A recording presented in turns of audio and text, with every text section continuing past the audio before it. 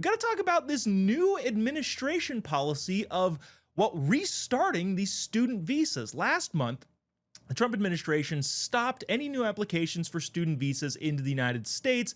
Now they're looking to restart that process with a small kind of contingency there, saying, hey, we're going to start looking at people who are applying to come into the United States' social media accounts. Now, of course, libs are losing their mind about this, talking about, oh no, this is about against the First Amendment.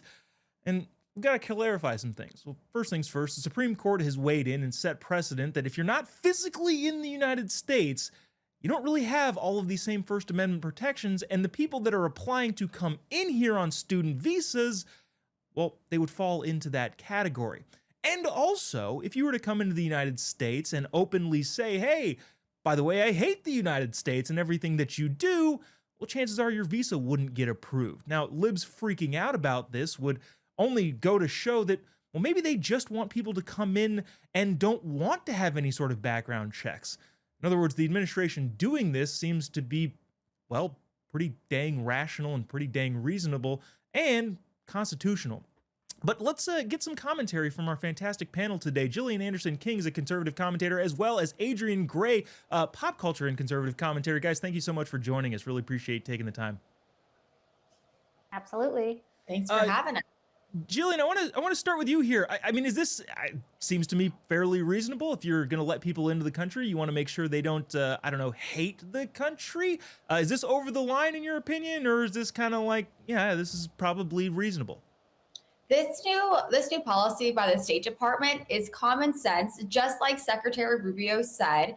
If you are a Hamas sympathizer, or you have someone who hates America, we don't want you here. We've seen since October 7th attacks, the uprising and riots across our liberal college institutions, and we don't want people who do not like this country, do not like the things that we stand for, to be infiltrating our college institutions. We don't need them radicalizing anyone. We don't need them taking information from us. We don't need any of that. This is common sense. And I have to say, Marco Rubio is one of the shining stars of this administration, and I love that he's doing this. Yeah, he's also been appointed to pretty much everyone's job so far in the admin. So yeah, good luck with getting some sleep, Marco. But also really appreciate what you're doing, Adrian. This so the administration wasn't scheduling any new visa applications for students. Libs freaked out about that. Now they're putting some parameters on it. Again, if the goal, right, actually is to let people from other countries come in, and the administration sets some parameters, that seems like a pretty good way of going forward, is it not?